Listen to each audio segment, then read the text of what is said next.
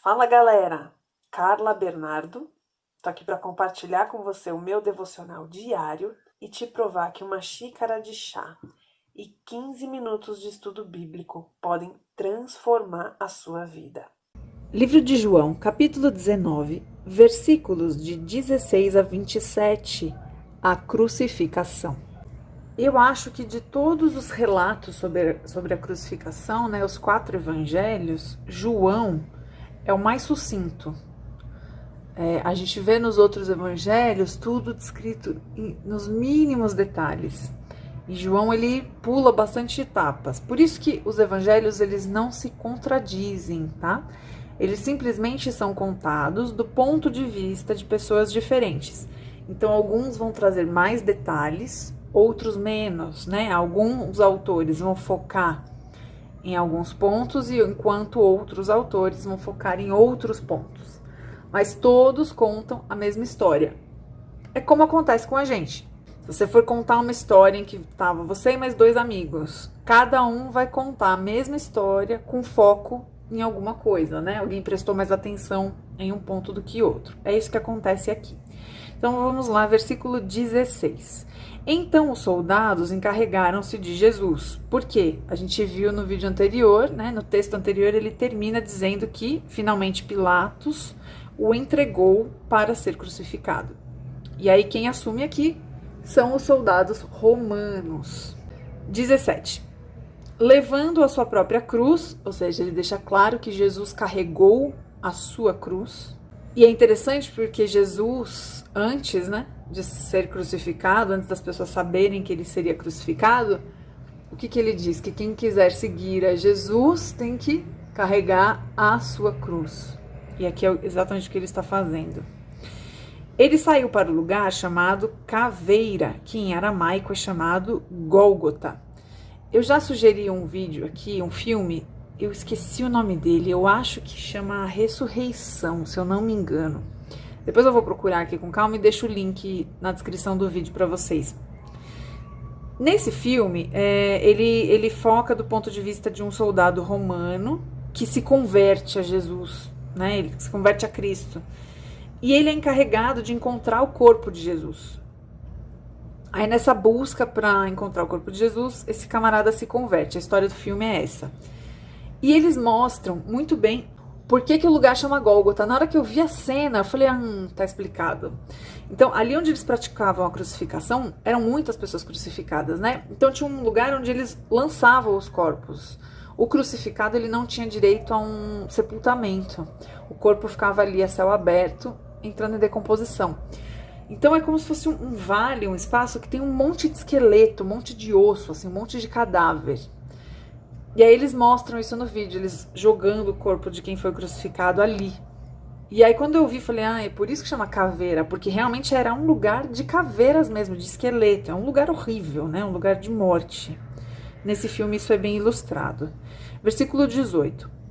Ali o crucificaram, nesse lugar das caveiras, que era exatamente isso, o lugar dos crucificados. E com ele 2 outros, um de cada lado de Jesus. Então aqui a gente tem aquela formação famosa, que é Jesus no meio e os 2 ladrões nas laterais.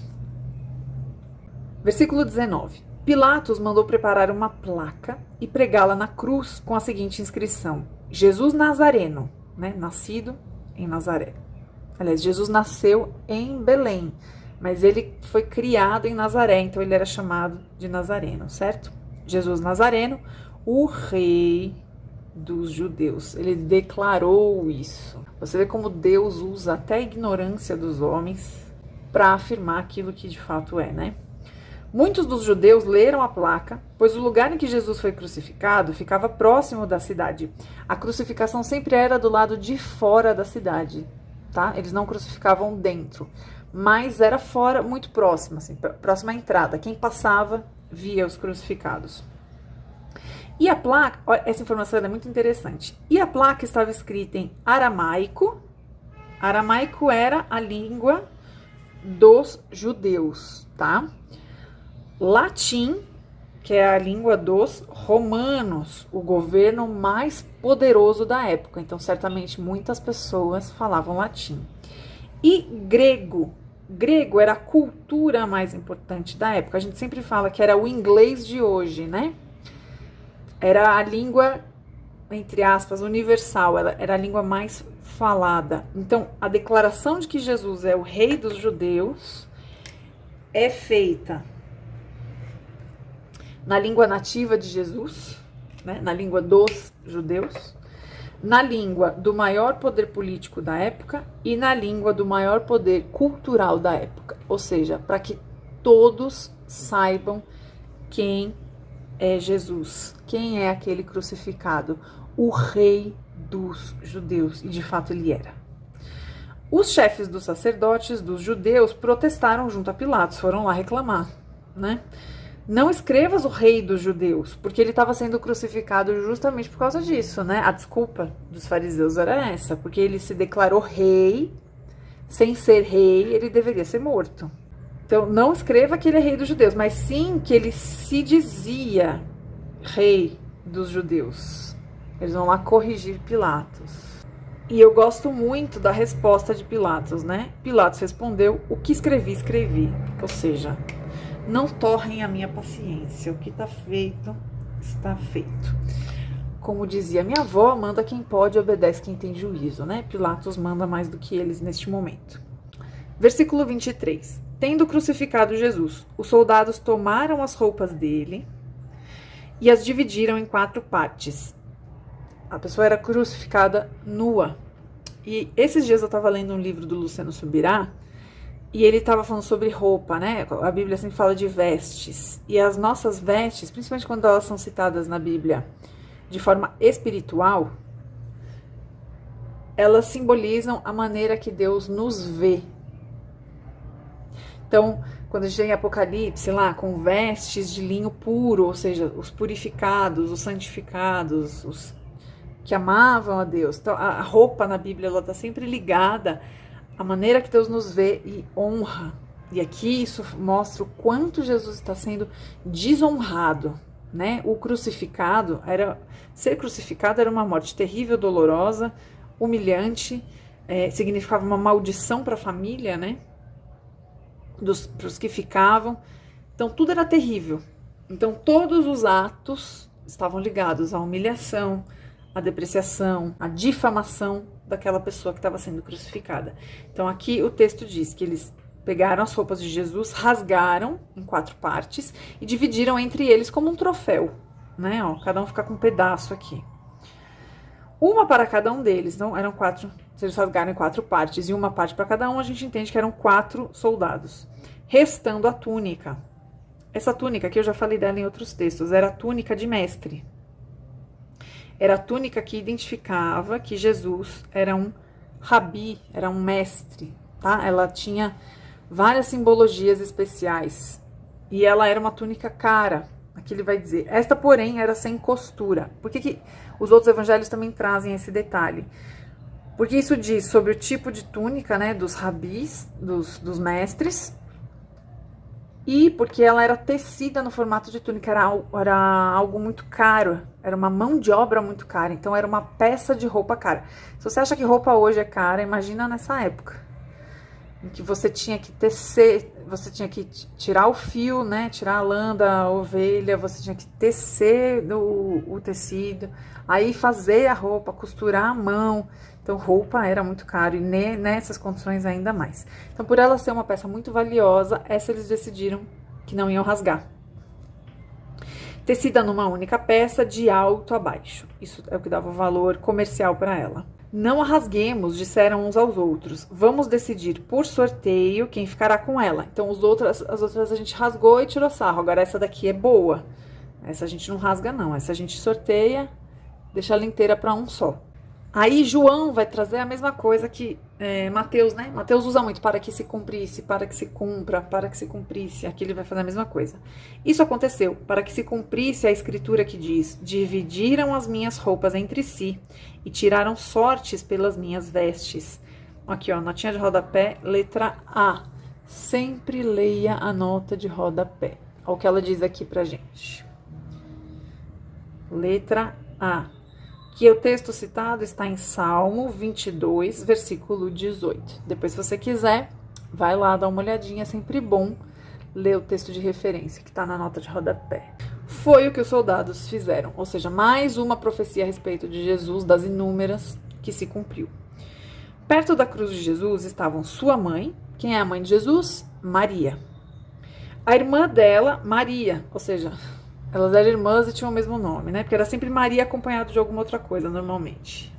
Então estava Maria, outra Maria, a mulher de Clopas, e Maria Madalena, ou seja, eram 3 Marias ali aos pés de Jesus. Quando Jesus viu sua mãe ali e perto dela o discípulo a quem ele amava, que a gente já disse aqui que é o próprio João. Outros evangelhos vão dizer o nome, estava João ali. Aqui, como é João que está escrevendo, ele se descreve como o discípulo que Jesus amava. Disse a sua mãe, Jesus lá crucificado se preocupa com Maria. Lindo, né? Ele se dirige a Maria e diz para ela, aí está o seu filho. E a ele, né, ao discípulo, aí está a sua mãe. Daquela hora em diante, o discípulo a recebeu em sua família. Jesus era o filho primogênito. A gente vê que José, o pai de Jesus, ele desaparece dos textos. Os textos não falam sobre ele. A última vez que ele é citado é quando Jesus tinha 12 anos e fica no templo, né? Eles vão embora e Jesus fica esquecido no templo. Depois desse texto, Jesus aparece já com 30 anos, se batizando com João Batista. Então a gente tem aí um espaço de 18 anos. E José não é citado em todo o ministério de Jesus. Então isso nos leva a crer que José já tinha falecido. José já tinha morrido. Porque ele não aparece. E aqui a gente confirma essa informação. Por quê? Quem era responsável pela mulher era o homem. Então a mulher, ela tinha que ter um homem que cuidasse dela. Então primeiro era o pai. Na ausência do pai seria o irmão mais velho ou o irmão mais novo, mas enfim, um homem. E quando ela casa, o marido. Na ausência do marido, o filho. E essa obrigação ela vai por ordem de idade. Então, na ausência de José, o responsável por Maria era Jesus. Tanto que Jesus passa todo o ministério com Maria. Tem um texto que diz que os irmãos de Jesus foram atrás dele. Então, Maria tinha outros filhos, mas Jesus era o primogênito. A responsabilidade de cuidar de Maria era de Jesus. E aqui, ele vai cumprir essa lei judaica de cuidar da mãe. Por isso que ele diz isso para Maria e para João. Ele se preocupa com o futuro de Maria. A mulher precisava ter um homem que fosse seu tutor, né? Que cuidasse dela. E aqui ele faz isso, ele transfere para João a responsabilidade que ele, como primogênito, tinha, e agora ele passa para João. E João abraça essa missão imediatamente. Ó, daquela hora em diante, o discípulo a recebeu em sua família. Então a gente entende que João cuidou de Maria até que ela morresse. Isso é interessante para a gente pensar, porque muita gente tenta anular as leis do Antigo Testamento, porque fala que no Novo Testamento tudo se faz novo. E a gente vê que Jesus, ele não anula nada. Tudo o que era lei, ele cumpriu. A lei foi dada por Deus. Jesus veio e cumpriu. Ele traz o novo. Ele traz o odre novo, ele traz a roupa nova, ele traz o novo, porém ele cumpre o antigo. Então, aqui, com esse cuidado com Maria, a gente vê que ele continua cumprindo as leis de Moisés, as leis antigas. Então, jamais leia o Antigo Testamento crendo que existem coisas culturais que mudaram, porém, os princípios, os valores de Deus, não. O que está no Antigo Testamento se aplica até hoje, tanto que Jesus cumpriu. Que no dia de hoje, você e eu aprendamos a sermos prontos em obedecer aquilo que Jesus orienta, assim como João fez na hora que Jesus mandou que ele cuidasse de Maria. Imediatamente, João passou a se responsabilizar por Maria. Que assim seja na minha vida e na sua. Que Deus te abençoe.